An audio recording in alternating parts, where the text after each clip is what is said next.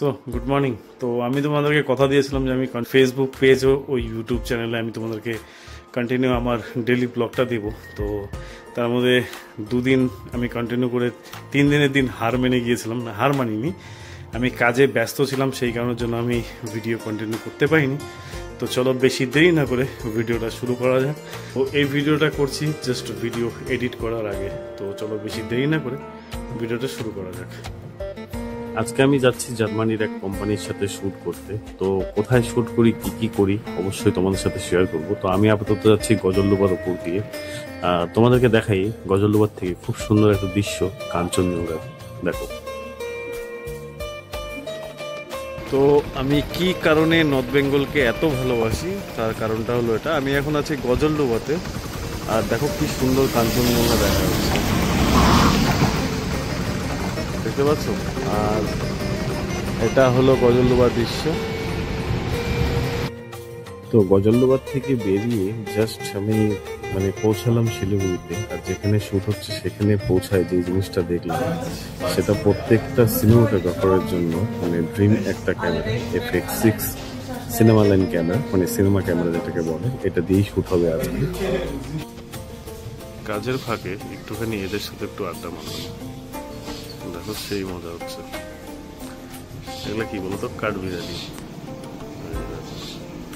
আমাকে দেখে লুকায় করতেছে, কালকেও লুকাইছিল আমাকে দেখে, আজকেও লুকায় করছে। এই যে অ্যাকচুয়ালি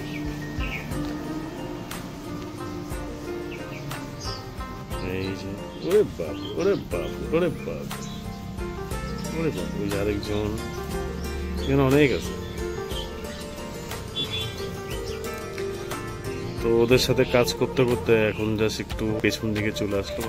আমি কি বলবো, এদের সাথে মজা করতেছি এখন। তো কালকে যে প্রবলেমটা হচ্ছে সেই প্রবলেমটা আজকে হবে না, এই কারণের জন্য, কেন কি কালকে একটু চাপাচাপি ছিল, আজকে একদম ফ্রি আছি। তো আজকে দেখাতে পারবো কীভাবে কী শ্যুট হচ্ছে না হচ্ছে, কী ক্যামেরা দিয়ে শ্যুট হচ্ছে। ভাই সত্যি কথা বলতে গেলে ক্যামেরাগুলো অসম। আমি ক্যামেরাগুলো দেখে না পাগল হয়ে গেছি। ড্রিম ক্যামেরা, একটা ফটোগ্রাফার বা সিনেমাটোগ্রাফার বা একটা এই ফটোগ্রাফি ইন্ডাস্ট্রিতে যারা আছে তাদের কাছে ড্রিম ক্যামেরা ওগুলো করেই চলে। সোনির একটা ক্যামেরা আছে, ডিজের একটা ক্যামেরা আছে। যেই ক্যামেরাটা আমি থাইল্যান্ডে দেখে আসছি, ডিজের ক্যামেরাটা, সেটা চলো দেখি আবার কন্টিনিউ করা। তো এই হলো সেই DJI Ronin 4D। আর ইনি যে ইউজ করতেছে সব ফিউজি ফিল্ম, প্যানাসোনিকের ক্যামেরা। তো আমি যত ফরেনারদেরকে দেখছি এরা ফটোগ্রাফির জন্য বেশিরভাগই এই প্যানাসোনিকের ক্যামেরা ফিউজি ফিল্মসটাই ইউজ করে। আর এই হলো DJI সেই Ronin 4D, বিভৎস ক্যামেরা ভাই, ওজনটাও খুব সুন্দর। আর এই ব্যক্তিটাকে আমি একটা জিনিস দেখলাম, সারা দিন হাতে রাখে, কোনো রকম একটুখানি সময়ের জন্য হাতের থেকে এটাকে সরায় না। ভাই ক্যামেরাটাই খুব এক্সপেন্সিভ, সেই কারণের জন্য।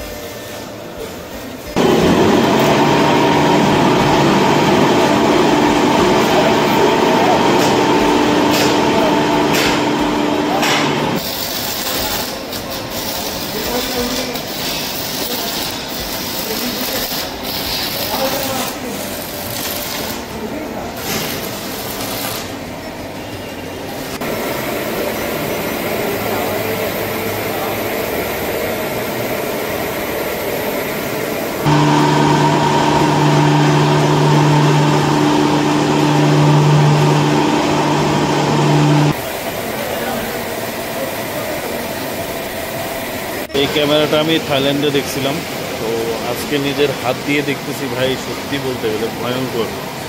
আর এখানে লাগানো আছে 35। দেখো ভাই, দেখো, সত্যি ভাই অসম ক্যামেরা।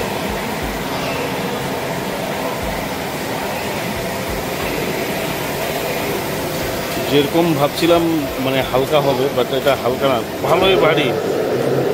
প্রায় 7 কেজির মতন ওজন আছে এটা, 7 থেকে 8 কেজি হবে, প্রচন্ড ভারী।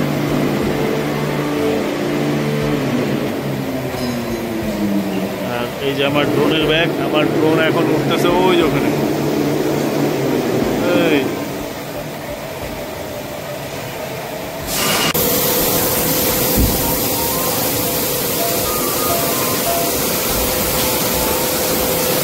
তো বোঝাই যাচ্ছে ভাই কাজের প্রেশার প্রচণ্ড, মানে কি বলবো। এবার তোমাদেরকে একটু খুলে বলি, এটা যে সেটা হচ্ছে মানে শ্যুটটা হচ্ছে সেটা হলো ন্যাশনাল জিওগ্রাফির তরফ থেকে। আর এর আগেও আমি ন্যাশনাল জিওগ্রাফির অনেক কাজ করছি। আর এটা শ্যুট হচ্ছে কনস্ট্রাকশন সাইট নিয়ে শিলিগুড়িতে। তো কন্টিনিউসলি এতে শ্যুট চলতে থাকবে। এখানে মেনলি কিছু মানে 3 জন আসছে, একজন ফটোগ্রাফার আর 2 জন সিনেমাটোগ্রাফার। মানে সিরিয়াসলি বলতে গেলে DJI রনিন NDA কি একটা আছে না, DJI রনিন 4 যেটা আছে ক্যামেরাটা, দেখতে সত্যি ভাই অমায়িক। একটা আছে FX6, আরেকটা আছে ওটা গাড়িতে আছে, ওটা বের করে নেই। আর ড্রোন আমারটাই ইউজ হচ্ছে।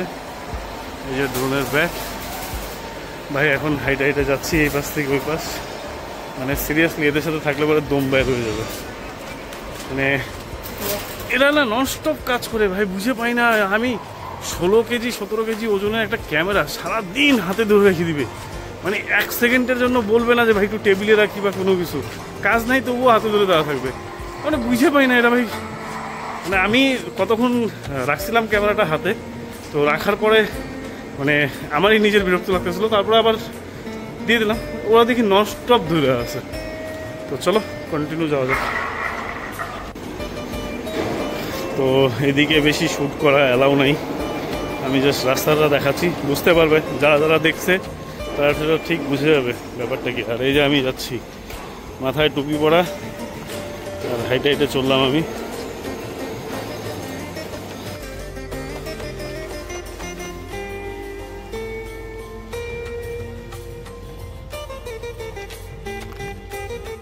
প্রত্যেকটা কন্টেন্ট ক্রিয়েটরের একটাই মাত্র ভয়, সেটা হলো কপিরাইট। আর এখানে ব্যাকগ্রাউন্ড মিউজিক চলতেছিল, তো আমরা এখন এখানে গেছিলাম দুপুরে লাঞ্চ করতে। সত্যি জায়গাটা খুব সুন্দর। শিলিগুড়ির একটা খুব নামি দামি রেস্টুরেন্ট, খুব এক্সপেন্সিভ রেস্টুরেন্ট। সেখানে গিয়ে জাস্ট খাওয়া দাওয়া করলাম। তো এখান থেকে বাইরের দৃশ্যটা ঠিক এমন। তো এখন জাস্ট খাওয়া দাওয়া করে আমাদের প্ল্যান হচ্ছে মেবি রেডিও মিষ্টিতে যাওয়ার কথা হচ্ছে। তো সেটা যদি হয় তাহলে তোমাদেরকে রেডিও মিষ্টির কিছু ক্লিপস দেখাবো না। তো চলো খাওয়া দাওয়া করি আর সেটা এখান থেকে বেরিয়ে যাই।